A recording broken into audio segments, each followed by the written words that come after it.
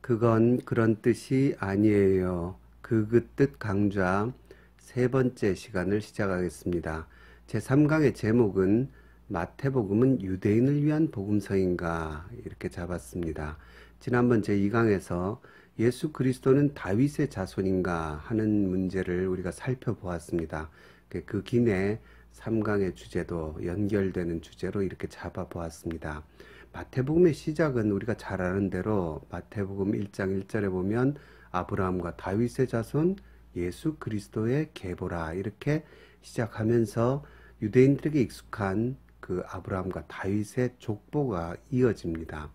이 부분이 구약과 자연스럽게 이어진다고 보는 견해들이 많습니다. 구약의 중요한 인물인 아브라함과 다윗 이야기가 그 예수님 이야기로 신약으로 이어질 때에 친숙하게 신약으로 인도하는 역할을 한다고 보는 거죠. 실제로 신학계에서는 마가복음이 마태복음보다 먼저 써졌다고 보는 게 거의 이제 정설로 자리 잡고 있습니다. 그런데 그럼에도 불구하고 마태복음이 이렇게 신약의 첫 번째 책으로 소개된 거에는 이런 구약과의 연관성이 있다고 이제 봅니다. 실제로 마태복음에는 구약적이고 유대적인 부분이 꽤 많습니다. 흔히 마태복음을 왕의 복음이다. 에스겔서의 내 생물을 인용해서 사자복음이다. 왕을 의미하죠. 그런 식으로 해서 왕의 복음이라면서 유대인의 왕으로 오신 예수님 이런 주제를 이제 성경 공부 같은 거 할 때 잡을 때가 많은데 그렇게 볼 수 있는 견해도 얼마든지 이제 가능하지요. 근데 그때 유대인의 왕이라는 표현이 당연히 마태복음에만 나오는 건 아닙니다. 다른 복음서에도 나오는데 독특한 점이 하나 있긴 있습니다. 다른 복음서에는 이 유대인의 왕이란 표현이 빌라도 법정과 십자가에 고난당하시는 장면에서 나오는데 마태복음에는 초반에 또 한 번 나옵니다. 다른 복음서에 없이 동방박사가 유대인의 왕으로 나시니가 어디 계시뇨 이러면서 헤롯 왕을 찾아가서 왕궁에 찾아가서 예수님의 탄생에 대해서 묻는 장면이 나옵니다. 그래서 예수님은 유대인의 왕으로 처음에 표현되고 있다. 그래서 이제 구약과 밀접한 관련이 있다. 이렇게도 보고요. 그 다음에 또 다른 특징은 굉장히 구약 인용이 많습니다. 마태복음에는 보통 100개 이상의 구약 인용이 있다 이렇게 봅니다. 물론 다른 복음서는 없냐? 다른 복음서도 구약 인용이 많이 있습니다. 누가복음도 거의 100개가 넘게 나오지만 그럼에도 불구하고 굳이 따지면 마태복음이 가장 많이 구약 구절들을 인용하고 있다. 이게 이제 사실입니다. 그리고 이제 좀 이건 성경 좀 아신다는 분, 성경 공부 좀 해보신 분들은 들어보신 이야기일 건데 이게 벤자민 베이컨이라는 사람이 학자가 연구한 건데요. 마태복음 속에는 모세 오경적인 구조가 있다. 그런 이제 이론이 있습니다. 그래서 종결 후렴 문구라 그러는데요. 이제 예수께서 이 말씀을 마치시고라는 말이 5번이 나와요. 근데 이제 그와 비슷한 그 종결 후렴 문구마다 이제 큰 덩어리에 예를 들어 산상수훈이라든지 이런 큰 덩어리에 설교가 5개가 있는데 이게 모세 오경과 대비를 이룬다 이거죠. 그러니까 모세 오경적인 어떤 모습을 마태복음이 예수님 설교로서 보여준다. 그런 이론입니다. 그래서 일부러 유대인들과 어떤 친숙한 어떤 모세오경적인 그런 구조가 마태복음에 들어있다는 게 이 학설의 이제 주장입니다. 물론 이 학설을 찬성하는 사람도 있지만 또 반대하는 사람도 많이 있습니다. 하지만 그 5개의 설교 덩어리가 있는 거는 사실은 맞습니다. 여하튼 그런 모세 오경 구조가 마태복음에 있다. 그럼 우리가 와, 마태복음이 굉장히 구약적이구나. 그런 생각을 가지게 되지요. 그리고 이제 또 마태복음에는 예수님과 모세가 또 유형론적으로 이렇게 대비되어 있다. 그래서 예수님이 모세처럼 그려진 부분들이 있다는 거죠. 그래서 예를 들어서 모세가 태어날 때 바로가 유아들을 학살하죠. 그런데 예수님이 탄생하실 때도 다른 복음서에는 안 나옵니다. 헤롯 왕이 아기들을 죽이는 장면이 나옵니다. 뭐 그거라든지 혹은 모세가 시내산에서 40일 금식을 하고 율법을 받는 장면이라든지, 그게 이제 예수님이 광야에서 40일 금식을 하시는 장면, 이런 것들이 예수님을 약간 모세틱하게 그렸다, 이런 이론들이 있습니다. 그래서 여하튼 이런 여러 가지 이유들로 인해서 마태복음은 다른 복음서보다 구약과 유대인들에게 뭔가 더 밀접한 뭔가를 주려는 그런 이미지를 가지고 있다고, 그렇게 이제 이야기들을 합니다. 그래서 이제 성경 좀 아는 성도님들 중에는 이런 이야기를 많이 들어보셨을 겁니다. 강단에서도 자주 이제 나오는 얘기인데, 마태복음은 유대인을 위한 복음서다, 이제 이런 명제가 마태복음 공부할 때, 복음서 공부할 때 자주 나옵니다.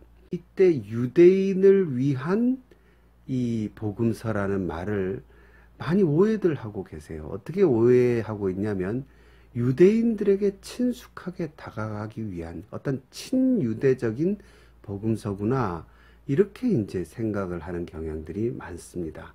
유대인들의 마음을 열어주고 다독여주고 유대인들에게 친숙한 복음서다, 그렇게 이제 오해를 하고 계시는데, 그래서 제가 이 주제를 잡은 겁니다.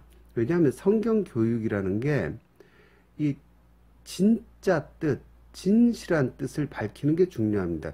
감동이 목적이 아니고요, 눈물 나게 하고 가슴 찡하게 하는 게 목적이 아니라, 우리는 성경 말씀을 통해서요, 거기에 담아두신 하나님의 진실을 파헤쳐가고 그 진실이 곧 진리에 이르는 길이 됩니다. 그래서 정말 성경 공부, 기독교 교육이 어떤 면에서는 정말 순결하고 바르게 되어야 된다는 그런 생각으로 제가 이 주제를 말씀을 드리는 겁니다. 유대인들이 구약에 익숙하니까 마태복음은 그 구약에 익숙한 유대인들의 친숙하게 다가갈 수 있는 책이다. 결론부터 말씀을 드리면 이건 큰 오해입니다. 하나씩 보겠습니다. 먼저 마태의 족보, 아브라함과 다윗의 자손 예수 그리스도의 계보, 족보, 이것부터 보면 이게 이제 구약과 자연스럽게 이어지니까 유대인들에게 친숙한 거다.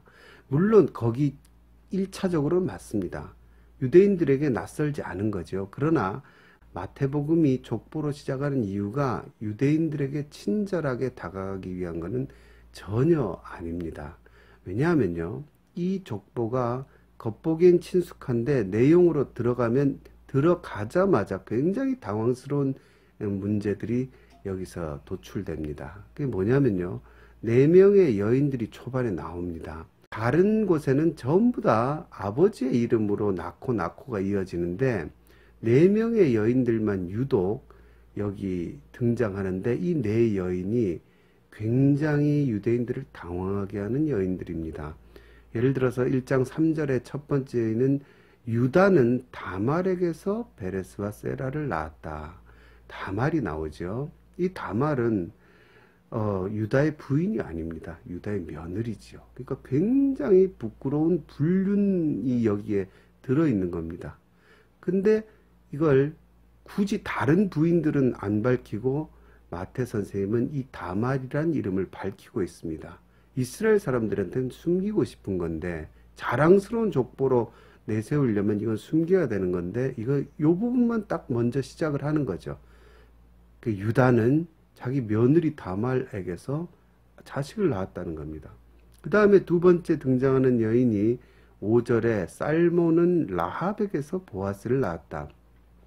라합이라는 여인은 우리가 잘 아는 대로 이방 여인입니다. 거기다가 직업이 창기였습니다. 그런 상태에서 라합이 소개될 때에 이것도 이스라엘 사람들이 읽다가 움찔하게 되는 겁니다. 현실이고 사실이고 진실이지만 그러나 드러내고 싶지 않은 부분이죠. 이 이스라엘의 혈통의 순수성에 대해서 강조하고 자랑스럽게 생각하는 사람들에게 갑자기 이방의 전직 창기 출신의 여인이 등장하는 것은 반갑지 않은 일이죠. 근데 굳이 시아버지와 며느리 사이의 불륜, 그리고 이방인이고 창기 출신인 라합, 이런 것들을 마태 선생님은 요 부분만 밝히고 있는 겁니다. 그러니까 족보가 친숙하게 다가간다고 하기에는 뭔가 문제가 심각해지는 거죠. 거기다가 다시 5절에서 보아스는 룻에게서 오벳을 낳았다, 이런 말씀이 나오죠. 룻은 물론 순수한 여인이지만 그러나 룻 역시 이방 여인이고 한 번 시집을 갔다가 남편이 죽은 과부고, 이런 식으로 뭔가 어떤 문제가 있는 부분들을 마태 선생님은 이 여인들의 이름을 내세우면서 보여주고 있는 겁니다. 그러다가 어디서 정점을 찍냐면 6절에서 이제 절정을 이룹니다. 다윗은 우리아의 아내에게서 솔로몬을 낳았다, 이런 이야기가 이어집니다. 그러니까 다윗은 다윗의 아내에게서 아들을 낳아야죠. 근데 마태 선생님의 이 글솜씨를 보십시오. 다윗은 원래 밧세바 아닙니까? 우리아의 아내 밧세바라고 하는데 밧세바라고도 안 해요. 실체를 완전히 까발려 버리는 거죠. 다윗은 다윗의 아내가 아니라 자기 부하 장수인 우리아의 아내에게서 자식을 낳았다는 겁니다. 놀랍게도 그 자식이 누굽니까? 솔로몬입니다.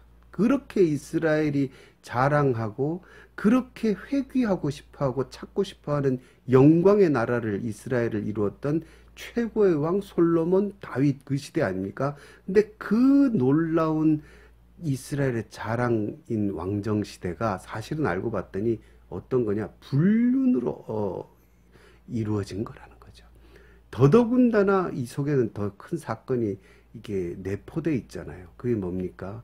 다윗이 자기의 그 오른팔과 같은 장수를, 그 부인을 훔치기 위해서, 그 부인과의 불륜을 들키지 않기 위해서 우리아를 죽이지요.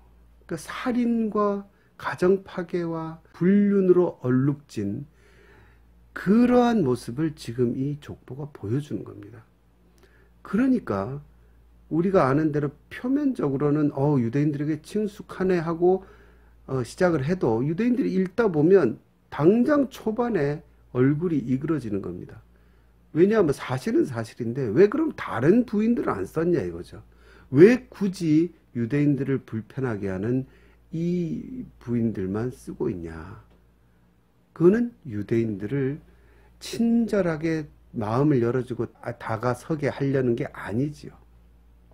유대인들에게 오히려 불편한 어떤 진실을 알려주고 더 나아가서 한 방 먹이려는 그런 이제 이미지가 있죠. 이 이스라엘 사람들은요, 조금 격가지지만 이스라엘 사람들은 이 다윗이라는 존재에 대해서, 그리고 그 아들 솔로몬 시대에 대해서 굉장한 어떤 동경을 가지고 있죠. 그런데 그거에 대해서 지금 이렇게 까발리는 건데, 제가 최근에 어떤 설교를 들었냐면 어떤 분이 다윗과 또 다윗의 자손 예수님 이야기를 하시면서 다윗과 예수님은 타이폴로지다, 그러니까 유형론이라 그러죠. 어떤 상징성이 있다는 겁니다. 그래서 다윗은 예수님을 상징한다, 구약의 예수님을 상징한다 하면서 굉장히 많은 관계가 있다 이러면서 내용은 얘기 안 하고 그렇게 하고 가셨는데 문제가 있다고 생각합니다. 왜냐하면 다윗은 예수님과 닮은 부분이 굉장히 적습니다. 굳이 얘기하라면 좋은 성도, 하나님께 사랑을 받고 하나님께 진심과 사랑을 드린 성도의 관계로는 일리가 있지만 다윗은 문제가 많고요. 예수님의 이미지를 가지기에는 죄가 너무 많아요. 그 다윗이 방금 여기 우리가 족보에서 확인했듯이 얼마나 큰 죄인입니까? 예수님께 그런 이미지가 갈 수 없죠. 오히려 그런 죄가 있음에도 불구하고 다윗은 구원받은 성도, 회개함으로써 하나님께 다시 인정을 받고 사랑을 받았던 성도로서의 이미지는 있지만 다윗을 예수님의 모형이다, 유형이다 이렇게 말하기는 굉장히 힘듭니다. 오히려 다윗 시대에 예수님과 아주 유사하게 예수님의 상징성을 가진 인물이 있죠. 그게 누구냐면요, 요나단입니다. 요나단은 예수님을 굉장히 많이 닮았습니다. 아무 이유 없이 자기의 왕자리를 다윗에게 양보하고 결국은 전쟁터에서 목숨을 빼앗긴, 정말 어떤 면에서는 다윗 때문에 억울한 인생을 산 그렇지만 다윗을 위해서 살고 다윗을 사랑했던 인물 요나단. 오히려 요나단이 타이폴로지, 예수님의 유형을 보여주죠. 여하튼 이런 식으로 마태복음에 우리가 흔히 친유대적이라고 생각하는 이 마태복음의 족보는요, 사실은 굉장히 유대인들을 곤란하게 만드는 전략을 뭐 이렇게 깊이 감춘 것도 아닙니다. 노골적으로 이렇게 드러내 보여주고 있고요. 잠깐 있다가요, 3장으로 넘어가면 세례 요한의 입을 통해서 아주 무서운 말이 유대인들에게 선포가 되죠. 그게 뭡니까? 9절에 속으로 아브라함이 우리 조상이라고 생각하지 말라. 내가 너희에게 이르노니 하나님이 능히 이 돌들로도 아브라함의 자손이 되게 하시리라. 이게 마태복음의 본 마음이에요. 그러니까 앞에 나온 족보가 유대인들의 자랑거리를 이렇게 만져주고 그 자부심을 줘서 친숙하게 다가가 복음을 전해야지, 그게 아니라는 거예요. 애초부터 한 방 먹이고 시작한 거고 곧 이어서 확고하게 못을 박아버린 겁니다. 그게 뭐냐면 돌멩이로도 아브라함의 자손이 될 수 있다. 이 아브라함 자손이라고 큰 소리치는 것들아. 이게 이제 마태 선생님이 마태복음을 통해서 지금 해주고 싶어하는 말씀입니다. 그러니까 결코 친유대적이지 않죠. 유대인들을 아주 곤란하게 만들죠. 그 다음에 우리가 아는 대로 뭐 유대인의 왕이라는 표현이 나온다 그랬죠. 그 역시도 유대인의 왕이 어떤 혈통적인 헤롯 왕궁에 없다는 게 그 이야기의 핵심입니다. 그러다 보니까 어떻게 됩니까? 그 유대인의 왕이 실제 이스라엘의 자부심을 가질 만한 유대인 어떤 왕의 족보의 왕이 아니라는 그러한 내용을 지금 마태 선생님은 이야기하시는 겁니다. 그래서 왕궁에서 못 찾고 다시 나와서 마국간으로 간다. 얼마나 반전입니까? 그러니까 유대인들의 어떤 족보와 어떤 옛날 왕정시대의 그런 자부심과는 거리가 먼 이야기가 지금 이어지고 있는 거죠. 그래서 유대인의 왕으로 오신 예수님, 그것도 친유대적이지 않다는 거죠. 그 다음에 예수님이 모세와 비슷하게 그려지고 있다, 이런 얘기들이 있죠. 표면적으로는 그렇게 볼 수도 있지만 그러나 그 내용은 전혀 다릅니다. 예수님은 모세의 모든 가르침을 깨뜨리시는 분으로 나옵니다. 그래서 산상수훈 같은 데 보면 마태복음 5장 21절, 뭐 22절, 27절, 28절 쭉 거기 보면 옛사람에게 말한 바 이러이러하였으나 나는 너희에게 이르노니라는 그 구도가 나옵니다. 그 구도에서 보면요, 옛사람에게 말한 바, 이건 모세의 가르침이에요. 그 모세의 가르침으로 이스라엘 사람들이 가지고 있던 그 견해를 예수님은 나는 너희에게 이르노니 하면서 깨뜨리십니다. 그러니까 율법의 껍데기, 그 이후로는 외식하는 자들 이야기가 쫙 나오거든요. 그러니까 율법의 껍질을 가지고 자기 명예를 위해서 외식하는 그러한 모세의 가르침의 세상을 예수 그리스도라는 분이 나와서, 그러니까 모세 비슷한 분이 나온 것 같은 건 맞습니다. 그만한 권위를 가진 것처럼 유대인들에게 인식이 되는 거죠. 그러나 그 내용은 전혀 다릅니다. 모세를 완전히 박살을 내버리십니다.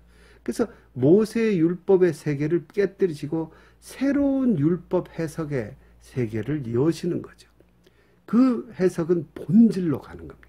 그래서 이 이야기가요, 아예 직접적으로 모세하고 부딪히는 부분들도 많습니다. 예를 들면 마태복음 19장 7절에서 8절을 보면요, 아예 구체적으로 이렇게 나옵니다. 여짜오되 그러면 어찌하여 모세는 이혼 증서를 주어서 버리라 명하였나이까. 모세의 가르침과 명령이 나오죠. 그런데 8절에 예수께서 이르시되 모세가 너희 마음의 완악함 때문에 아내 버림을 허락하였거니와 본래는 그렇지 아니하니라. 이게 얼마나 무서운 말인지 모릅니다. 이스라엘 사람들에게는 정말 천지가 개벽할 말입니다. 모세가 실제적으로 가르친 내용을 예수님이 뭐라 그러냐, 본래 안 그래, 너희가 못돼서 나온 가르침일 뿐이야, 너희 완악함 때문에 나온 가르침이지 본래 원래 정답은 그게 아니야. 그러니까 예수님은 모세를 훨씬 능가하는, 모세의 가르침 정도는 가볍게 없애버릴 수 있는 존재로 등장합니다. 그러니까 유대인들에게는요, 이게 예수님은 친모세적이지 않기 때문에 오히려 예수님은 아주 거북스러운 존재로 지금 유대인들에게 다가갈 수밖에 없습니다. 이 이야기는 22장에도 보면 사두개파 이야기에서 부활이 없다는 사두개인들이 예수께 와서 물어 이르되 선생님이여 모세가 일렀을 때 사람이 만일 자식이 없어 죽으면 하면서 모세 이야기를 가지고 부활 논쟁, 부활에 대한 이야기를 이제 이끌어냅니다. 그때도 예수님이 그 모세의 가르침을 근거한 사두개파들의 이야기들을 다 완전히 꼼짝 못하게 입을 막아버리도록 가르쳐 주시지요. 그래서 예수님은 모세적인 모습으로 나타나서 친숙하게 유대인들에게 다가간다. 그 절대 아니라는 거죠. 예수님은 모세의 가르침을 깨뜨리시는 분입니다. 이게 마태복음의 중요한 특징입니다.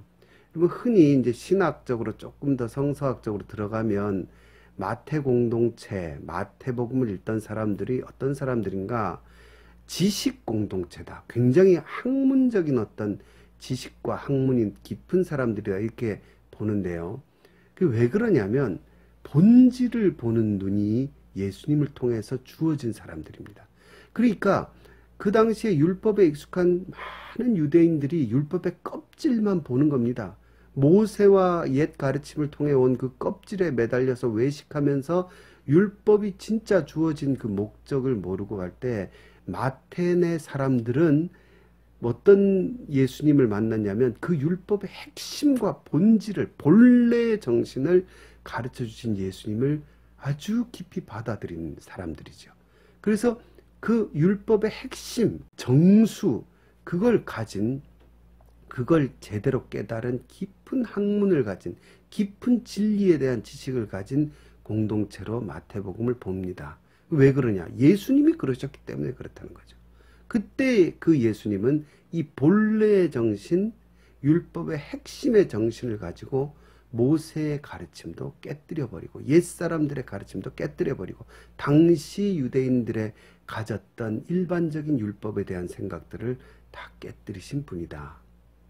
그렇기 때문에 이런 것들을 다 종합하면요. 결국은 뭐냐면 마태복음은 유대인을 위한 복음서다. 이 말을 수정을 해야 됩니다. 오해의 소지가 너무 많기 때문이에요. 그러니까 마태복음은 유대인을 위한 복음서이다 앞에다가 유대인을 깨우치기 위한 혹은 일침을 가하기 위한 혹은 한방 먹이기 위한 본질을 일깨워 주기 위한 복음서다. 이렇게 되죠. 그리고 더 사실 깊이 들어가면 굉장히 반유대적인 복음서라는 겁니다. 너희의 가지고 지녀왔던 것을 버리고 새로운 참된 예수의 지식으로 들어와야 된다는 것을 강조한 것이 마태복음입니다. 그리고 이거는요, 마태복음뿐만이 아닙니다. 마가복음, 누가복음, 요한복음 안에 다 공통적으로 들어있는, 특히 요한복음 같은 경우는요, 굉장히 이 사상이 강합니다. 마태복음, 마가, 누가복음에는 바리새인, 사두개인 이런 식으로 주로 바리새인이죠. 그 외식하는 자들이 한정되고 정치 지도자들인 대제사장 뭐 이렇게 나뉘지만 이 요한복음은요 아예 다 싸잡아서 유대인들이라는 표현으로 그 사람들이 잘못됐다는 걸 다 이렇게 지적을 합니다. 유대인들이 문제가 많은 존재로 아예 유대인이라고. 그래서 그때 율법은 너희의 율법이 되죠. 예수께서도 너희 율법으로 이렇게 하죠. 그러니까 유대인들의 율법 자체에 문제가 있다. 유대인들의 사상과 정신 자체가 문제가 있다. 그러니까 쉽게 말해서 아주 반유대적인 모습들을요. 마태, 마가, 누가, 요한, 복음서가 가지고 있습니다. 그래서 아까도 말씀을 드렸지만 바른 성경 교육이 굉장히 중요합니다. 왜냐하면 오해가 자꾸 쌓이면 기독교의 순수한 모습이 자꾸 감춰지고 가려져서 다른 엉뚱한 것으로 드러나기가 쉽기 때문입니다. 저는 한국 교회에 너무 친유대주의적인 성향이 있는 게 문제라고 봅니다. 이상하게 유대인들에 대한 어떤 짝사랑 같은 게 있는 것 같아요. 그래서 설교 강단에서도 걸핏하면 유대인들을 칭찬합니다. 뭐 아인슈타인을 비롯한 유대인들이 머리가 좋고 돈도 잘 벌고 이런 것들이 다 유대인들이 하나님을 잘 믿어서 그렇다, 이런 식으로 이제 몰아가는데요. 그거는 신약적인 해석이라고 보기가 힘듭니다. 여러분, 뭐 아인슈타인을 막 칭찬을 해요. 아인슈타인은요, 심지어 유대교의 하나님을 믿은 사람도 아닙니다. 유대교 공동체에서 아인슈타인에게 아주 공식적으로 너는 무슨 하나님 믿냐, 뭐 이렇게 질문을 했다 그래요. 또 나는 스피노자의 하나님을 믿는다, 뭐 그런 얘기를 했다 그래요. 여하튼 유대교에 대한 이 짝사랑이 자칫 기독교의 어떤 진짜 순수성, 기독교의 어떤 그 정수를 저는 많이 오염시키고 있다고 봅니다. 탈무드 이야기를 꼭 성경처럼 인용하고 미드라시를 인용하고 하면서 거기도 성경 거의 비슷한 권위가 있는 것처럼 이야기를 하는 건요, 굉장히 문제가 있습니다. 여러분, 유대교에서 믿는 하나님이 여호와 하나님이죠. 우리가 믿는 하나님이 여호와 하나님이고 같은 하나님을 믿는다고 생각하지요. 궁극적으로 보면 그것도 잘못된 생각입니다. 유대교의 하나님과 기독교의 하나님을 곧바로 동일시하면 안 됩니다. 어쩌면 이게 뭔 소리야 하실 분들이 계실지 몰라요. 여러분, 제 말을 잘 들어보십시오. 기독교에서 기독이 뭡니까? 기독. 이거 잘 모르시는 분들이 많더라고요. 기독교 할 때 기독은 그리스도라는 뜻입니다. 그리스도를 한자로 쓴 거예요. 옛날에 한문으로 이걸 쓰다 보니까 기독이 된 건데, 뭐 그런 거 많이 있습니다. 예를 들어서 카톨릭에는, 한국 카톨릭의 분도 출판사, 아마 들어보신 분 계실 거예요. 분도가 뭡니까? 분도는 베드로를 갖다가 한자로 쓴 거예요. 베드로 출판사입니다. 그러니까 기독교는 그리스도교, 예수 그리스도교, 우리의 종교가 뭡니까? 우리의 진리는 예수 그리스도의 진리고 예수 그리스도의 종교입니다. 근데 유대교는요, 예수님을 거부해요. 예수님 없는 종교입니다. 그러면 여러분, 그게 참 진리의 종교입니까? 예수님을 거부하는 게 이단입니다. 여러분, 예수님 없이는요, 하나님을 알 수 있습니까? 이제부터 잘 들으십시오. 예수님 없이 하나님을 알 수 있느냐? 신약 성경은 그렇다고 가르치지 않습니다. 요한복음 14장 6절에 예수님이 말씀하셨죠. 나는 길이요 진리요 생명이니 나로 말미암지 않고는 아버지께로 갈 자가 없다. 그러니까 예수님 없이 보는 하나님은요, 바른 하나님을 제대로 볼 수가 없다는 얘기입니다. 오직 예수님을 통해서 하나님을 볼 때 그 하나님이 진짜 하나님이죠. 다른 말로 하면요, 유대교의 하나님은 성부 하나님입니까? 성부 하나님은 성자 예수님, 성령님이 계신 삼위일체를 의식했을 때 성부 하나님이란 개념이 나오죠. 유대인들에게는 성부 하나님이 없습니다. 왜냐하면 삼위일체가 없기 때문이죠. 유대인들은 삼위일체를 믿지 않습니다.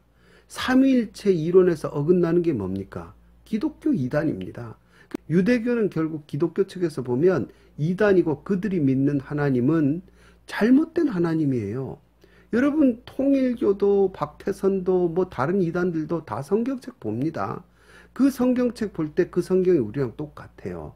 근데 왜 그 성경은 잘못됐습니까? 해석이 다르기 때문에 그래요. 유대교도 우리랑 똑같은 성경책을 본다, 그렇게 얘기하죠? 아닙니다, 여러분. 똑같아 보이는 성경 같지만 해석이 전혀 다르면 전혀 다른 신이 되는 겁니다. 그래서 여러분, 이런 얘기 많이 해요. 그 신약 성경에도 성경에 이르기를 할 때 성경이라는 단어가 다 구약을 의미하지 않냐. 그 구약을 유대인들이 보고 있기 때문에 유대인들과 우리들은 아주 친숙하다, 이렇게 생각을 하고 같은 하나님을 믿는다, 이렇게 생각하는데요, 천만의 말씀입니다. 여러분, 유대인들이 가진 성경은 구약이 아닙니다. 여러분, 유대인들한테 너희 구약 성경 가지고 있네, 우리랑 친하네, 그러면요, 유대인들이 굉장히 기분 나빠합니다. 왜냐하면 구약이라는 건요, 올드 테스타먼트라는 거는 신약이 있기 때문에 구약이 있는 겁니다. 유대인들에게는 구약이 없어요. 유대인들은 그냥 주이시 바이블입니다. 유대인 성경입니다.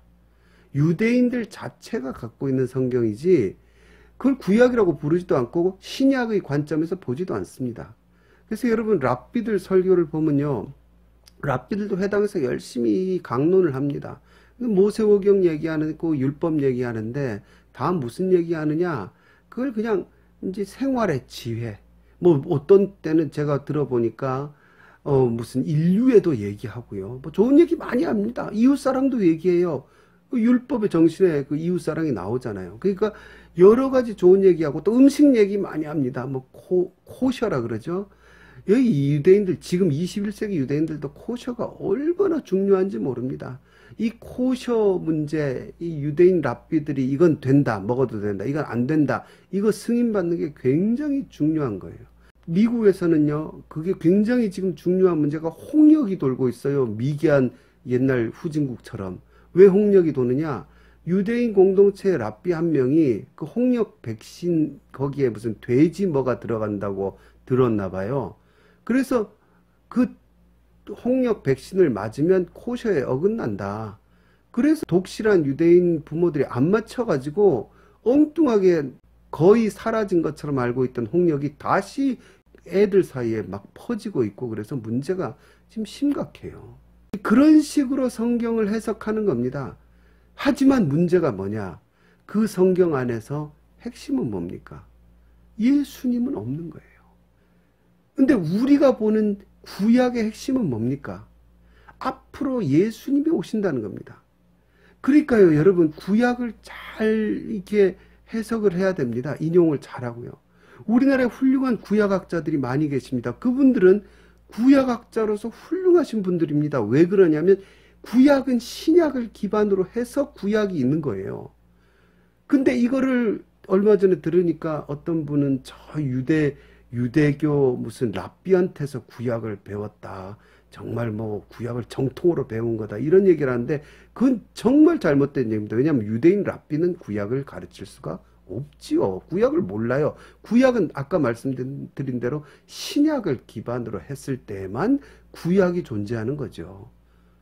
그런데 어떻게 유대인 랍비가 자기들식의 주이시 바이블식의 율법 해석과 코셔와 그 어떤 유대교적인 건 가르치지만 예수님의 아버지신 하나님을 구약에서 가르치지 못하죠. 예수 그리스도의 오실 메시아 예수 그리스도를 가르치지도 못하고요.